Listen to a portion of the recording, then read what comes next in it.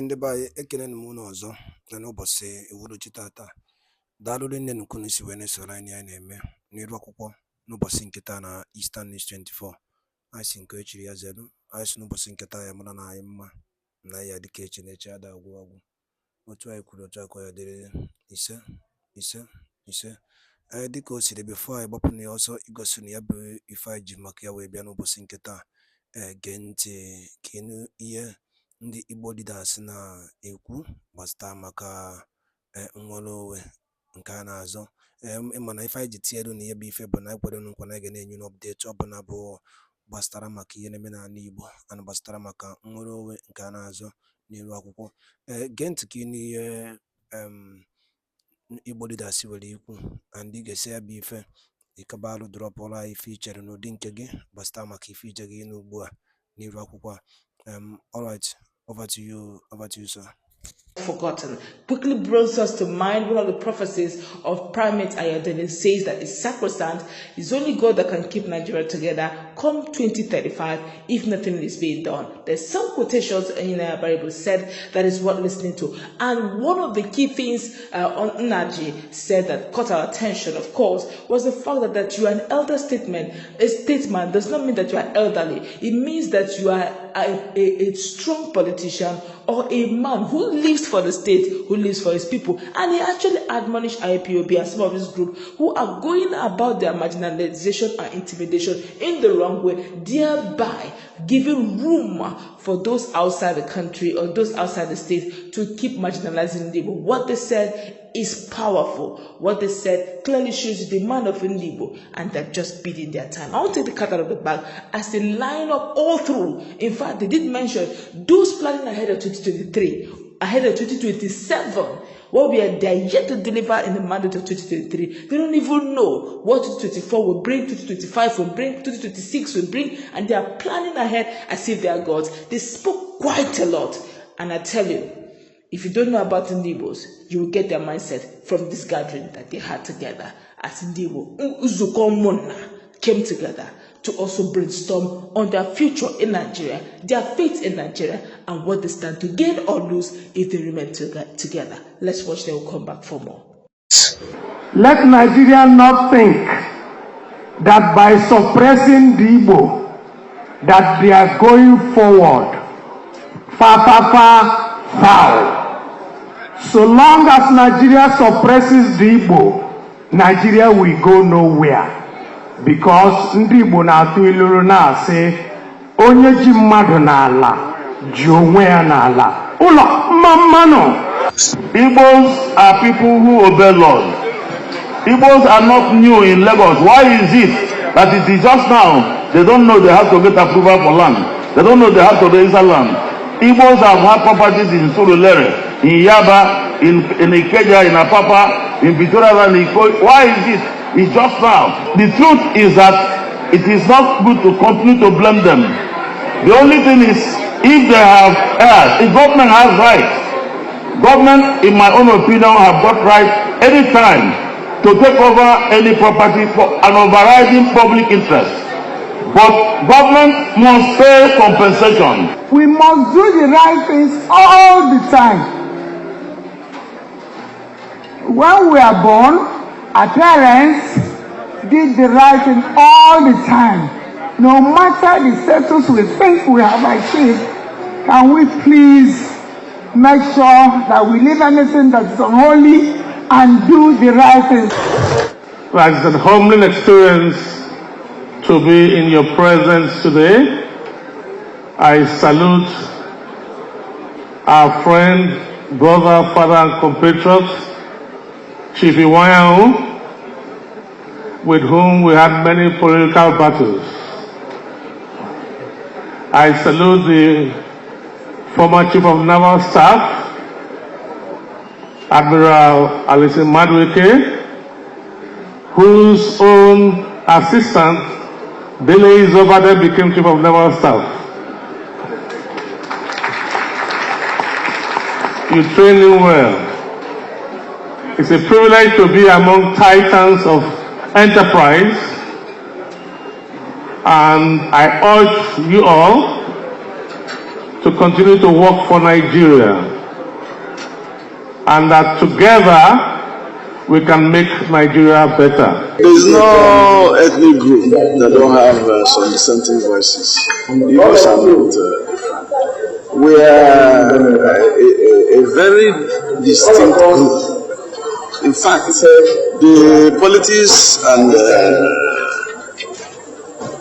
navigation of Igbos in Nigerian politics, if you ask me, I'll tell you it's predictable. They don't know their own. So what that means is that for anybody to wave off Igbos and say, we can do that, it's not a good politics. So for a good mix, I'm a politician, I'm a practical politician, I'm a strategic politician with major steps. Give this people. My dear Steve, well, at any point in time, the child has been served its meal. The child perhaps will be grateful, even if he may have been subjected to serious pangs of hunger. This development ought to have happened soon after the war, because it was supposed to be part and parcel of the deal. And so long as it didn't happen, that long Nigeria had been groping in the dark. Because there are certain things that you do in life and they facilitate development. The most vibrant people of this country that have the velocity to develop all parts of this country, they are like vectors, are Igbos, because we are everywhere. Like, you go anywhere in this country, you must find an Igbo man. Don't talk about the globe now, because the globe is replete with Igbos of different professional backgrounds, doing well, not doing havoc to any system or economy they find themselves. So, if Nigeria has delayed the possibility of developing the area that should be breeding these sources and facilitators of development for this long, it is not difficult to understand why Nigeria has been moving like an elephant with a clay of feet. Okay? To the extent that it might come, even if it is so late, mark my word, it might come, because this is a developing story. Something may taste and smell like a bouillon cube, but it may not season food like one. I don't know whether you get my drift. I don't want to call any brand name because I don't want a bill for them. The brand name of a bouillon cube. But bouillon cubes are known for seasoning food.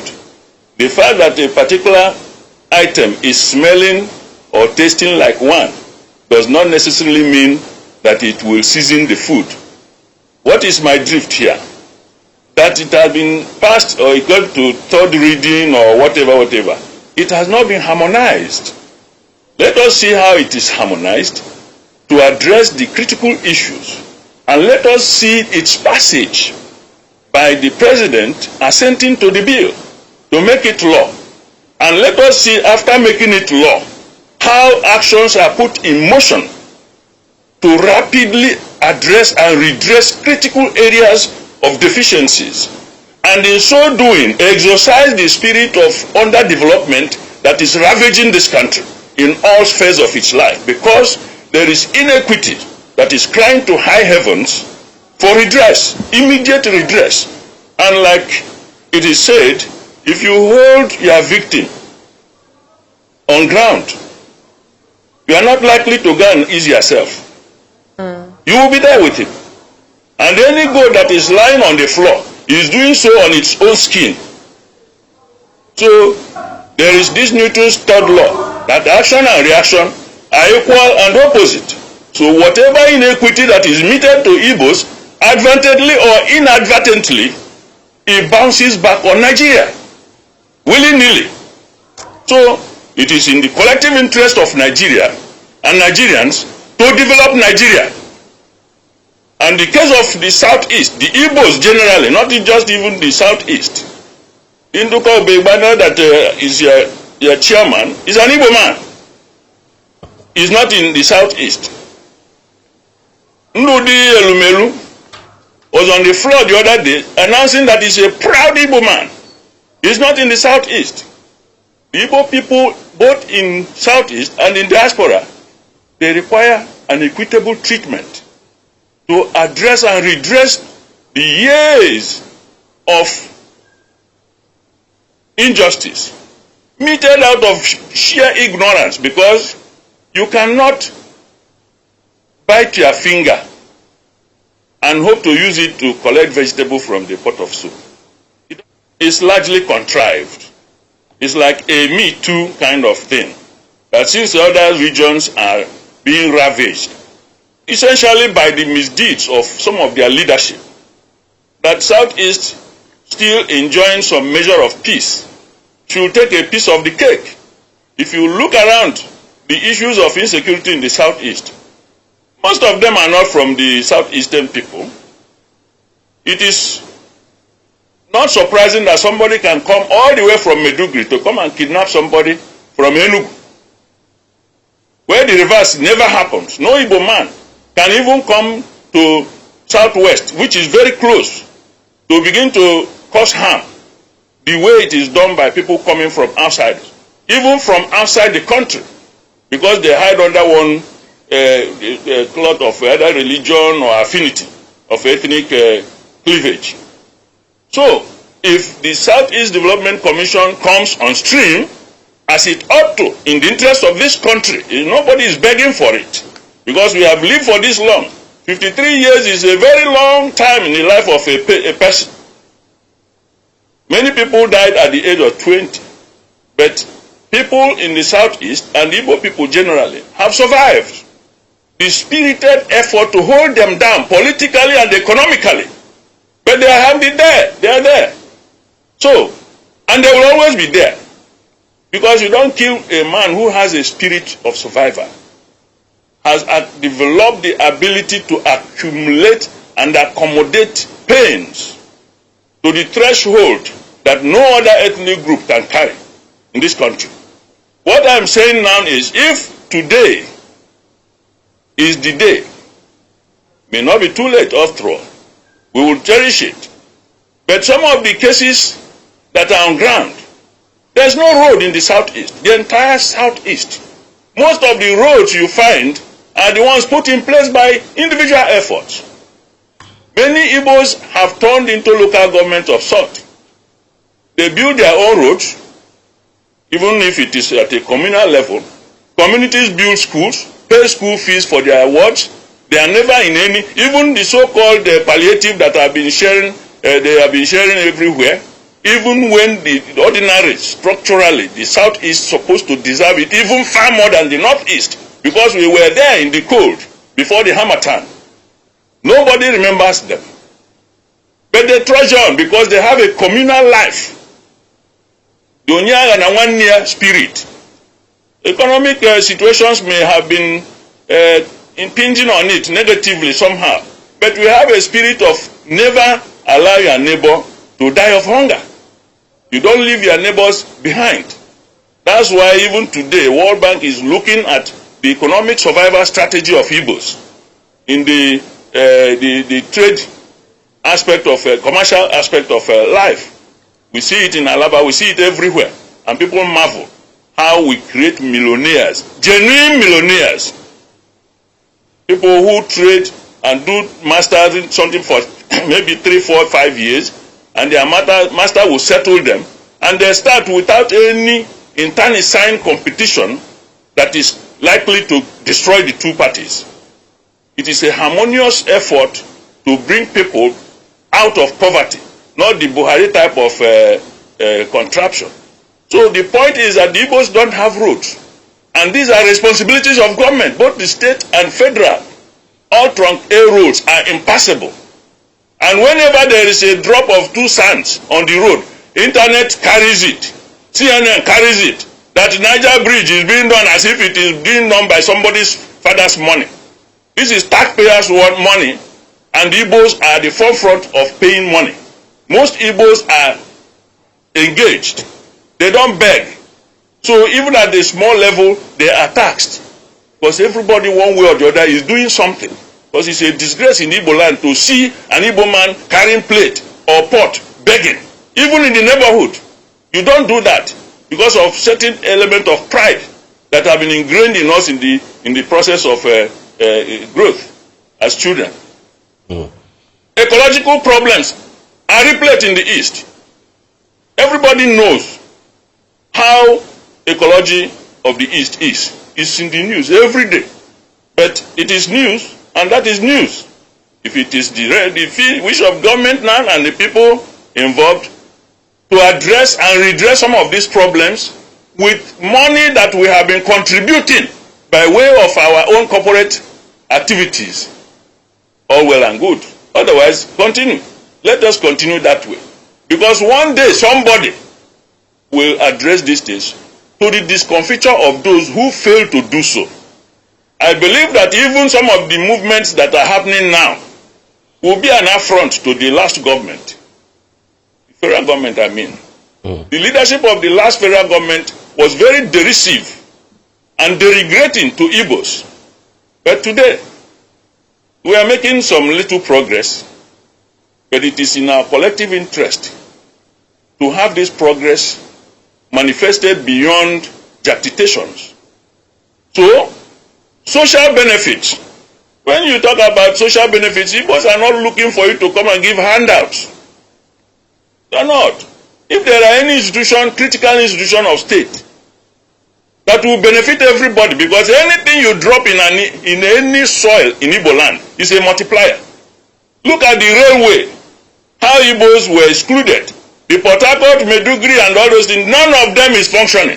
At this point in time, the federal government would have been running to the World Bank, not even Central Bank, to deposit money, literally speaking, because of the liquidity that normally comes from the movement. It's just like the Chinese movement, you know, in their New Year.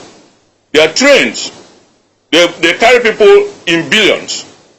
So Igbo land from Meduguri to Enugu to Onitsha, Port Harcourt to Lagos, and so on, in every week would have been raking in trillions of naira.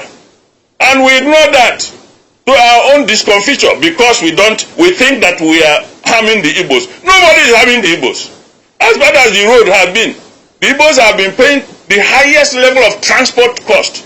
Fares, 1 hour flight this December, 260-something thousand one way. It's almost like you're adding small money, you are in London. So you don't do that, close your eyes, and you say that it doesn't concern you. You don't cut your nose just to spite your face. Don't do that. So we need the federal government presence effectively. At the individual level, appointment of minister, appointment of people to position, it means absolutely nothing. Only very few people in politics that continue to agitate that we don't have the percentage. We don't have the percentage. Because those whom we had before, of what benefit? And I don't think it is different in many other states. So what we are talking about is collective, spirited effort to develop, so that the multiplier of that development will, because development is a multiplier, it continues to create further development. You don't just give appointment to somebody who will either embezzle money the way things are done. We have seen even auditors and ordinary accountants making away with more than 90-something billion naira that they will never need throughout their lifetime. And in trying to hide it, Nigeria will lose it because they have gone to stash it in a foreign account. All right. Where a perfection have been given to thievery. It is very consistent with the thesis I'm putting out here that we were already in the cold as a people before the Harmattan. And you said from your comment that the Northeast Development Commission was passed, even though the Southeast one had been on the burner.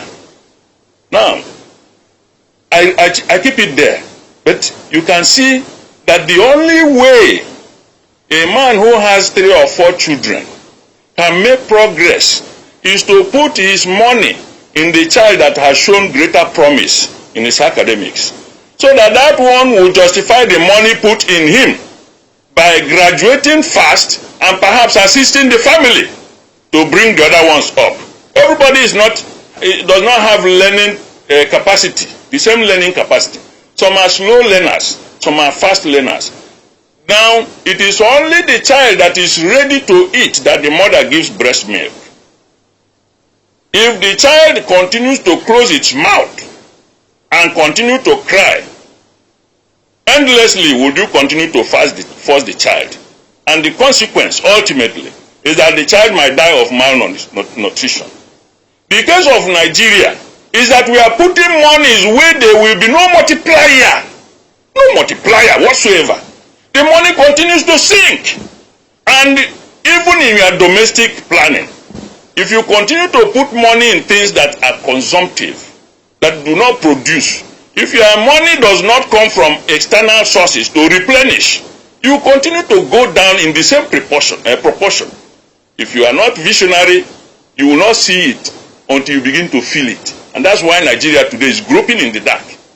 If you put the Southeast Development Commission today, I can assure you that all the forces of development will be concerted in the Southeast, blossom it, and radiate manifestly to all corners of the earth, starting from Nigeria.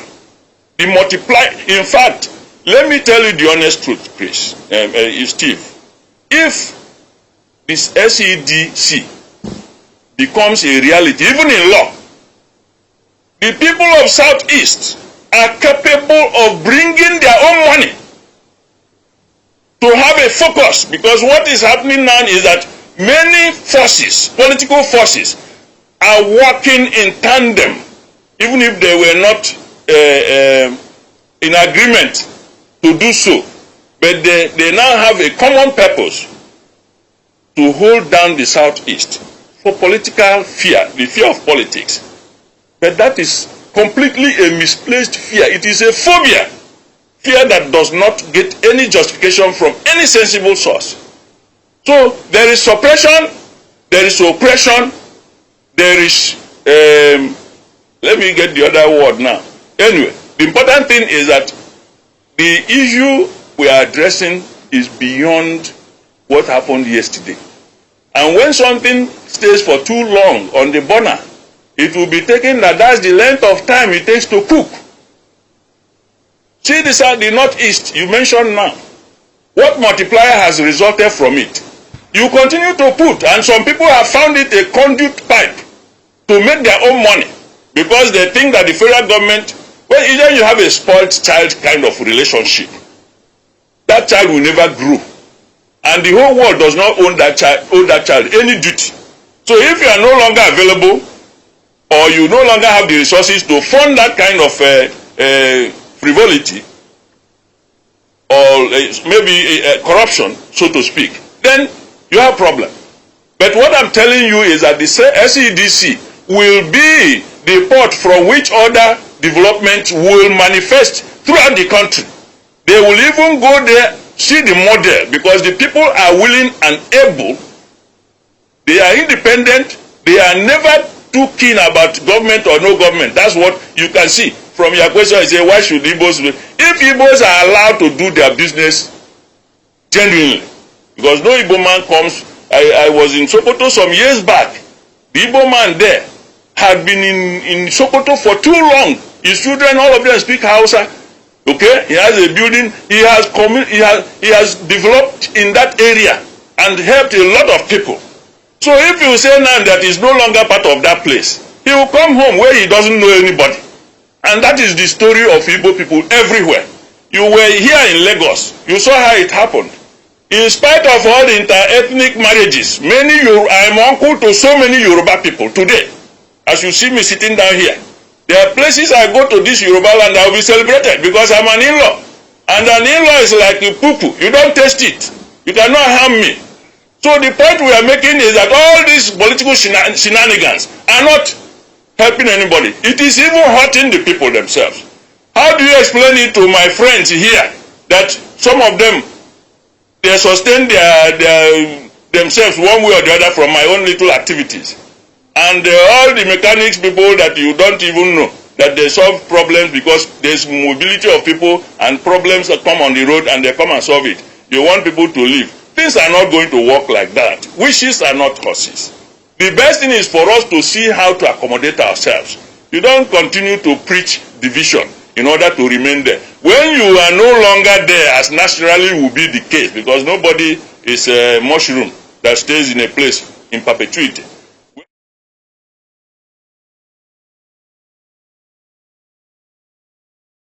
All right, welcome back. You've heard what each and every one of them said, the likes of Enyina Baribe, Chris Ngige, and the likes. They did not need to go by the way of the UGMs, but they did speak their mind. And those of us who keep seeing some corrupt politicians simply because they've been a bit elderly, and we call them elder statesmen, that is a wrong use of terminologies and words. An elder statesman is one who lives for the state. Do your politician live for your people? If he does live for his people, then he can proudly be called an elder statesman. If not, please call him by the title you have been given to, whether it's a chief or whatever title he has gotten by tradition. Either which way, it clearly shows you that this man, though being quiet, though being political in their assessment, have realized that one way or the other, they have been literally sidelined. But then, what they make out of this situation is really totally up to them. That's where we're going to wrap it up. Let's meet in our comment section. What's your take? Have a nice time. God bless you. Dalulino Kunisine no Bosinketa Tata Bo 4th of January 2024. Inguni ife ya bukosi webata wekuru n'iru akwụkwọ nke dịka ịbịa bụ ka efi nwere ike ikwu gbasara maka ya bụ ife ndị nụgasị and ịghọta ife nwanne anyị nwaanyị kwuru na mbido ọ sị na it's only God that knows that if ọbụna ndị Igbo ga-anọ together with Nigeria na 2035 and nke dịka ịbịa bụ ka efi nwere ike ikwu gbasara maka ya bụ ife drop all ya on the comment section below. All right, thank you. Also Eastern News 24 ka isi na wetara nnukwu ozi ya dị oke mkpa ka emesịa n'ụmụ Igbo.